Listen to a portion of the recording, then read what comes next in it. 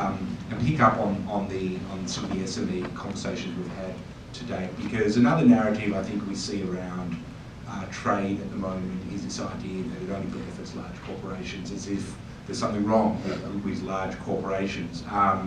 But you know, there's been a lot of work that the USTR has done in this agreement to create new opportunities, I think, for SMEs, and we've all touched on SMEs, and you know, Brad, I think you touched on this in your presentation. I mean, we know also that SMEs are very important when we think about particularly the startup community and job growth and the opportunities there. You know, the services, SMEs, the capacity for SMEs to sell services and the opportunities that the services sector particularly provides for SMEs is quite significant. We've all talked about the various ways that can happen. It might be a useful way to bring this together to actually just talk in a little bit more sort of detail about what the TPP is actually going to provide for SMEs to engage in services exports.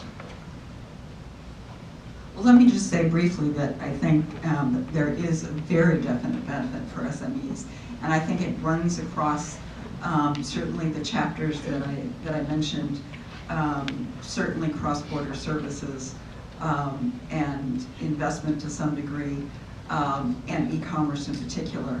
And I think one way where we know that SMEs benefit is through supply chains, and both as service suppliers, but also as a result of the services that will be facilitated by the agreement, like express delivery and logistics. So just a couple of examples to throw out there where I think very concretely we know that SMEs will be benefit in the services area.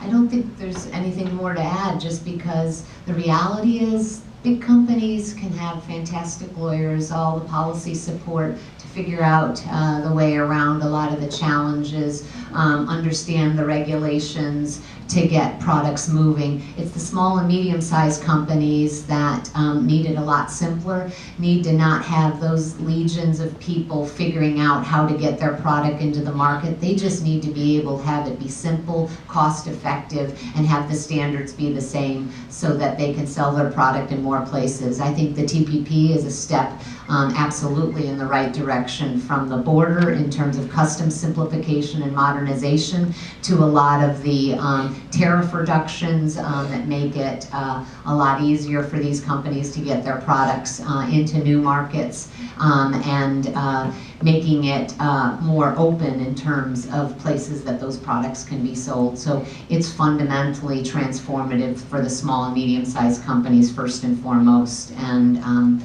we hope that once the agreement gets implemented, as I said at the outset, that we'll see that 20% volume spike, because it's mostly the small and medium-sized companies that are expanding their reach. And yes, we want them to ship UPS. So I'm sure that TPP will help small and medium-sized enterprises export more, but I don't know that because of the web of regulation, you know, run the thought experiment of, so UPS and FedEx provide these brokerage services for small firms that ship goods.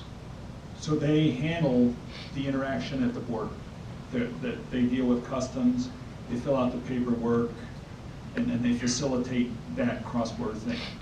Is there the analog for an architect? Is there an analog brokerage firm that can ensure that the architect meets local certifications, has a local commercial presence if that's required, that there's a needs test, that they've satisfied the needs test if that's a local requirement? You know, so there's this web of things that is really hard for that small service exporter. And while TPP has undoubtedly made progress in some of those dimensions, it's not clear to me that we'll see a big surge in small service firm exporting until we kind of solve the problem in all the dimensions. And that's a tall order. But I think it goes to, you know, having appropriate expectations about what TPP is going to do for services. And my guess is, you know, for some, for digitally enabled, these data flow protections are crucial, right? So that's probably where we should expect to see a surge. But for some of the professions, medical, professional scientific and technical, the architects, the engineers, there it's stickier, right? There's other regulations, there's other certifications, there's other maybe local, subnational stuff that TPP wasn't intended to engage in and didn't engage in. So maybe we won't see a surge there. But that's where that frontier is for service firms. You know, and that's where I think TTIP is the place to take that on. I mean, TPP, you know, Vietnam isn't going to be able to negotiate that. The EU is. So I think that that's where we need to, you know, set the global standard for these types of service issues.